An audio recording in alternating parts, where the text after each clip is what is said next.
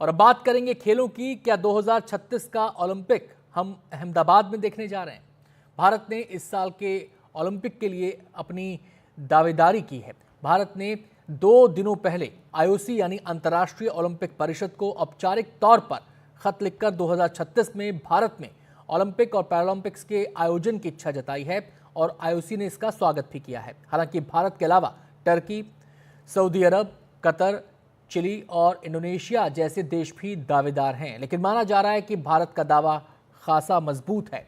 भारत इसके पहले कई बड़े खेल आयोजन कर चुका है।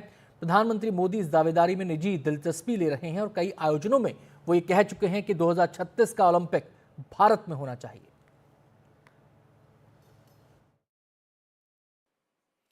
तेजी से बढ़ती इकोनॉमी और अपने वेल डेवलप्ड इंफ्रास्ट्रक्चर के कारण बड़े ग्लोबल इवेंट्स के लिए भारत तैयार है।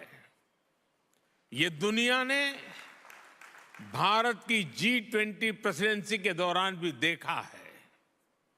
देश भर के 60 से अधिक शहरों में हमने इवेंट्स ऑर्गेनाइज किए हैं। ये लॉजिस्टिक्स से लेकर हर प्रकार की हमारी ऑर्गेनाइजिंग कैपेसिटी का प्रमाण है। इसलिए आज मैं आप सबके सामने 140 करोड़ भारतवासियों की भावना जरूर रखना चाहूंगा। भारत अपनी धरती पर ओलंपिक्स का आयोजन करने के लिए बहुत उत्साहित है।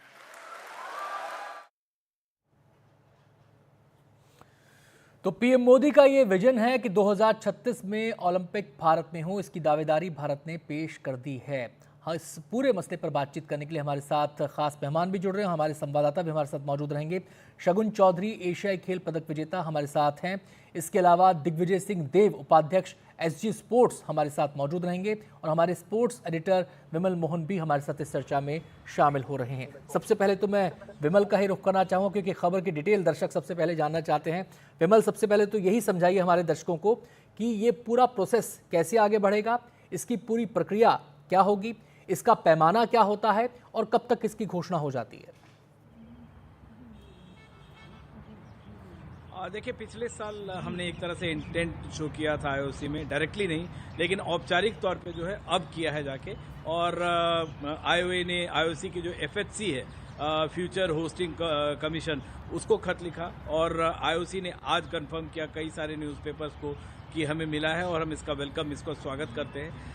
इसके बाद जो बहुत सारी, मतलब ये अभी इससे लेके 12 साल है, लेकिन 4-5 साल कम से कम इसको लगते हैं, 2-3 साल में भी हो सकता है। लेकिन कई सारी चैलेंजेस हैं, जैसे सारी जो कंट्रीज़ हैं वो अपने अपने सिटीज़ की दावेदारी पेश करेगी। वो बताएंगी कि उनको कितना कैपेबल हैं और क्यों उनको मिलना चाहिए। अब जैसे इंडिया के लिए क्या फेवर में है कि पहले जैसे टोक्यो में हुआ था तो पिछले साल यूरोप में हुआ है, तो इस बार अब यूरोप को नहीं मिलेगा। इंडिया उस हिसाब से एक दावेदारी वहां पे होती है। इंडिया ने जो अब तक खेलों का आयोजन किया, जैसे कॉमनवेल्थ गेम्स का आयोजन किया था, तो उन गेम्स का आयोजन हम कहीं पेरिस में, जैसे ओलंपिक्स जो लोग गए थे कवर करने, जैसे दिग्विजय भी गए थे कवर करने, सब लोग मानेंगे कि हम पेरिस से कहीं बेहतर है। अगर आयोजन, इंफ्रास्ट्रक्चर, इन सब के लिए जो हमारी जो प्रॉब्लम थी वो हमारी इंटरनल प्रॉब्लम थी, थोड़ी बैड रिपोर्टिंग थी, थोड़ा करप्शन के इश्यूज थे।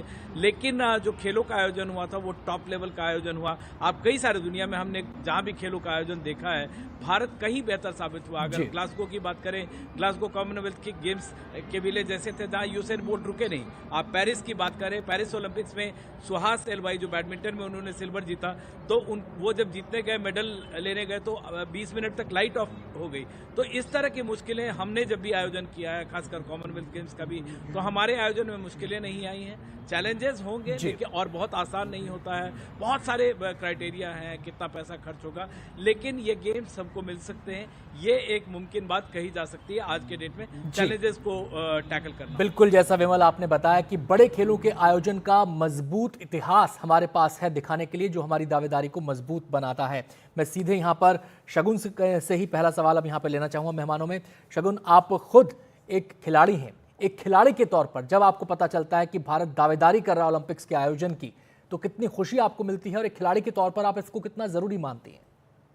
ये बहुत ही खुशी की बात है कि इंडिया ने बिड किया है ओलंपिक्स के लिए और इस स्टेप से खिलाड़ियों को बहुत ही सहायता मिलती है in terms of their training and जो प्रोसेसेस खिलाड़ियों को तैयार करने में लग जाते हैं वो इट बेसिकली शोज के Bharat is India is on the right path of becoming a sporting nation. जी, मैं दिग्विजय सिंह देव का यहाँ पर रुख करूँगा। आप खुद एक स्पोर्ट्स के इंफ्रास्ट्रक्चर से जुड़े हुए हैं, उसकी जो ज़रूरतें होती हैं उसकी मेकिंग से आप जुड़े हुए हैं। मेरा सवाल आपसे ये कि स्पोर्ट्स को बढ़ावा मिलेगा, खिलाड़ियों को बूस्टर मिलेगा, लेकिन इससे जुड़ी जो इंडस्ट्री है, इससे जुड़ा जो ढांचा है, वो कितना मजबूत होता है ऐसे आयोजनों से? देखिए, एक जो ओलंपिक गेम्स होता है, it's not just about one city. एक जो कंट्री की बात होती है उसमें बहुत सारे, जैसे विमल ने बहुत कुछ डिटेल किया, नेशनल प्राइड की बात होती है। और आप ओलंपिक्स की बजट देखें, कभी भी कोई भी गेम्स बजट के अंदर आई नहीं, क्योंकि इतनी सारी इंफ्रास्ट्रक्चर क्रिएट होती है।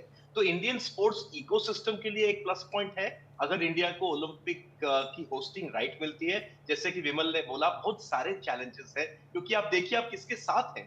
आप सऊदी अरब ने बोला है कि हम होस्ट करना चाहते हैं, कतर ने ऑलरेडी बिड सबमिट कर दिया है। विमल और हम पेरिस ओलंपिक्स के साथ थे और उसमें कतर ने ऑलरेडी सबमिट कर दिया है। तो चैलेंजेस काफी हैं, लेकिन एक कंट्री की प्रेस्टीज होती है। प्राइम मिनिस्टर ने खुद, जब आईओसी सेशन लास्ट टाइम हुआ था मुंबई में अक्टूबर में, तब ये डिक्लेयर कर दिया था इंटरेस्ट इंडिया का। तो I think international Olympic committee जो है वो चाहती है कि इंडिया अच्छा करे। और जी। जो शगुन बात करी थी, मैं एक और चीज इंपॉर्टेंट सी बात यहाँ कहूंगा कि ultimately games are known for the performance. जब इंडिया में कॉमनवेल्थ गेम्स हुए 2010 में, तो एज विमल सेड इश्यूज थे, लेकिन उसका डायरेक्ट फायदा आपने देखा 2012 लंदन ओलंपिक्स में, जहां शगुन हरसेल्फ compete कर रही थी। जो डायरेक्ट कोरिलेशन था, क्योंकि जो फंडिंग हुई थी ट्रेनिंग के लिए, वो हमने देखा 6 मेडल, उसके पहले बीजिंग में 3 मेडल्स आए। जी, आप दिग्विजय, आपसे ये भी जानना चाहेंगे कि भारत की दावेदारी का सबसे मजबूत पक्ष क्या है? मेरे हिसाब से डाइवर्सिटी। और जो हम बात सुन रहे थे, आप डायरेक्ट देखिए, 2 कंट्रीज जिनके साथ ये मुकाबला होगा, सऊदी अरेबिया और कतर। मेरे हिसाब से India will be up against these 2 countries. India ने जिस तरह से G20 किया, और सिर्फ एक सिटी में उसको नहीं रखा, आपने उसको मल्टी सिटीज में लेके गए। और कई सारे लोग जो हमें मिले, इनफैक्ट विमल और हम साथ में जब पेरिस में भी थे, तो बहुत सारे ब्रिटिश जर्नलिस्ट भी हमको ये कह रहे थे कि अगर इंडिया ये करेगी, क्योंकि पेरिस में अगर आप देखें तो सिर्फ एक वेन्यू में नहीं था शूटिंग, जो शगुन का स्पोर्ट है वो शात्रू में था, जो पेरिस से लगभग 300 किलोमीटर दूर था। सर्फिंग एक डिफरेंट जगह थी, टाहिटी। फुटबॉल मार्से में था, नीस में था। आई थिंक इंडिया की डाइवर्सिटी, इंडिया की पॉपुलेशन, और एक जो स्पिरिट है इंडिया में of trying to show the world. I try to give an example. जैसे बीजिंग में हम थे, विमल और हम बीजिंग में भी थे, तो वो चाइना का sort of coming out party था। आई थिंक इंडिया की जो आज पोजीशन है वर्ल्ड में, an aspiring global super power, I think ये सूट करता है। और अगर हम अगले ओलंपिक तक मेडल्स भी ज्यादा ले आए, that will really help India.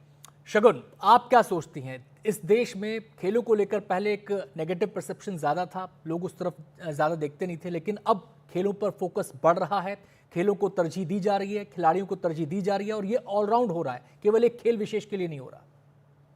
जी, मैं सोचती हूँ कि बेसिकली अर्लियर खेलों पे जैसे शूटिंग ही आप देख लें, इतना वो नहीं था, फोकस नहीं था, क्योंकि हमारे पास ज़्यादा इंफ्रास्ट्रक्चर नहीं था। जितना ज़्यादा हम इंफ्रास्ट्रक्चर बनाएंगे, जितनी एक्सेसिबिलिटी और फैसिलिटीज़ खिलाड़ियों को देंगे, जितने अच्छे कोचेज़ लाएंगे, जितने अच्छी टेक्नोलॉजी लाएंगे उनको ट्रेन करने के लिए, उससे ही खिलाड़ियों का परफॉर्मेंस बेटर रहेगा।